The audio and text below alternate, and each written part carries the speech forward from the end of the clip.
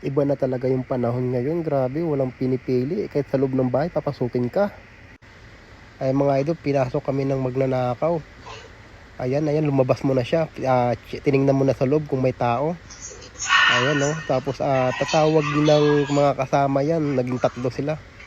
Naging tatlo na sila mga idol. Ayan, no. Ang lakas ng loob. Ayan, pinasok yung loob ng bahay namin. Ayan, kita mo naman yun, no. Tapos may mga tinitingnan niya kung anong madadampot nila sa loob. Ayan, yung scooter mga idol. Scooter yung tinira nila. Dalawang scooter agad. Ayan, nag-alarm yung scooter kaya nagtakbuhan sila. Ayan, ayan, nakasaloob na sila mga idol. Ayan, oh. Ayan, oh, yung mga scooter, oh, nasa gilid lang. Kinuha talaga nila, oh. Grabe, ang lakas ng loob. Dapat lagi nakapadlock. Galing ng diskarte nila. Una mo na yung isa. Tapos yung bago chinik mo na yung sa loob ng bahay kung may mga tao.